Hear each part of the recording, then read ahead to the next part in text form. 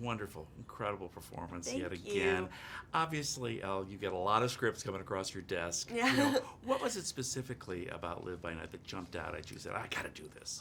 Well, I think when you hear that Ben Affleck's gonna, here's a script that he's gonna direct and that he wrote, and he's gonna star in, you're like, all right, yes, like whatever it is, great. But of course, I read the script, and really, the way that it's written, you can see the action sequence kind of playing out, and it's so many different things going on and time periods, and obviously Loretta, she really, stuck out to me, and after reading, I really was like, I hope I get the part, So I had to meet with Ben, but yeah, it was a really great script. So It all worked out. yeah, And Loretta is quite a character. I mean, you go through quite an arc with her, obviously. Yes.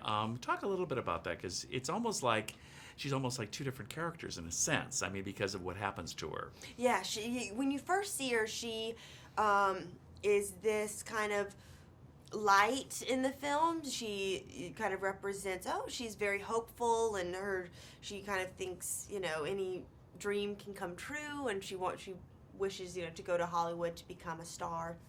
But she doesn't really quite make it there, and then the next time you see her, she's really changed and had to grow up because she's seen so much dark things, and from there, then she kind of goes into another stage of her life where she becomes an evangelist preacher.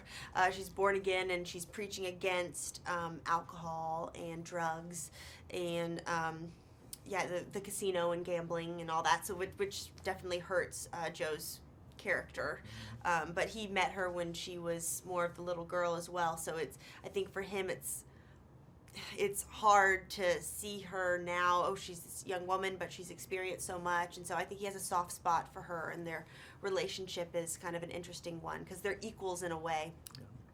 But also, I thought because of the time frame that we're looking at, it's easy to believe that Loretta could have been that innocent. It's not like today where, kids learn about all sorts of bad things in the world. Yes. Let's face it. Yeah. And that's a good thing because then they can avoid them, hopefully.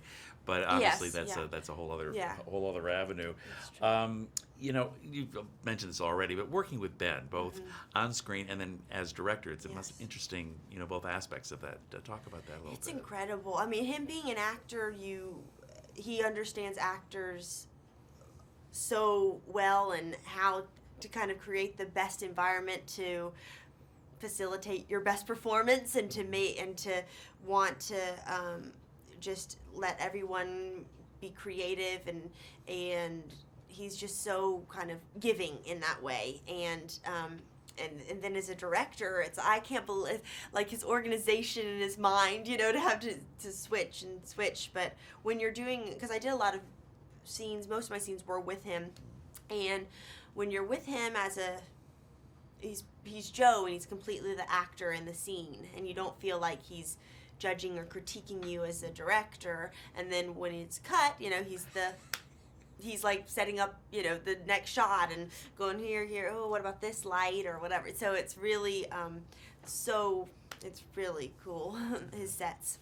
You've talked about this a little bit already, but why do you think Joe is so protective of Loretta in an interesting way in the story? Yeah, I also think that she kind of represents, like, his guilt, in a way. He kind of represents how kind of the wrongs that he has done, and all the bad things that he's done up until that point, and so I think it's hard for him to face those bad things, and she kind of makes him face them, which is it's interesting, to have, he's such a big guy, this gangster, and then this kind of young girl's like telling him, like they go head to head in a way, but yeah. It was interesting. I love those scenes. I really did. And also, of course, you've got that up-and-coming actor, Chris Cooper, who plays your father, who's so phenomenal. Please talk about working with him, because he's so terrific in this film. He is. My first day on set, my first scene was the scene with, I don't know, but with me and him. and it was like, it's a very intense scene after I've like come back from Hollywood, and that was like that. Whoa, like that was my first scene that I had to do with Chris, who's like one of like the best actor in the world, and so I think I was nervous for that, but meeting Chris, he is the nicest man that you feel so, I don't know, he makes you feel very comfortable. I think he was very very protective and say, and so it was so amazing to get to work. To say that I've gotten to work with him is very neat. I'm sure he was very paternal in that way, yes, too, so that was probably easy for you, at least in that aspect of it, to connect with him. Well, that's terrific.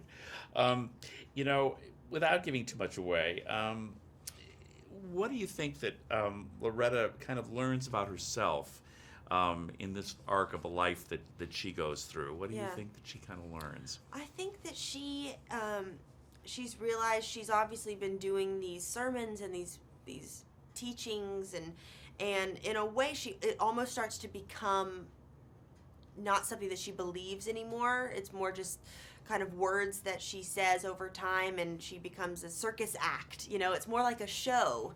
It's like a fantastical show to watch this young girl who has these track marks, and it's like these gasps and things. And so she starts to realize she's very nostalgic about kind of the childhood that she missed out on, and I think that makes her kind of, obviously makes her upset, but she realizes that she says a line of like, you have to, it's right here, heaven is now, and you have to just live every day in the moment, in the present, and because I think for a while she didn't really get to face her demons like she should have, because she was very, she was busy kind of up in the clouds saying these words that she kind of, I think, believed in the beginning, but started to trail off, and so she didn't really get to face all those like she should have. Maybe it would have worked out better for her. Well, speaking of that whole religious evangelist, did you study some folks that have done that, or did you look at tapes or whatever? I'd be curious how you got into that. There's a woman, Amy Semple McPherson, which you kind of can tell. We based a lot of kind of Loretta's look off of her white and the big jeweled crosses and things. And there was YouTube videos that I had watched, actually. I was like, this amazing video of her literally speaking a speech against, during the Prohibition, against alcohol. And so that was great to watch, and I based a lot of things off of her. So.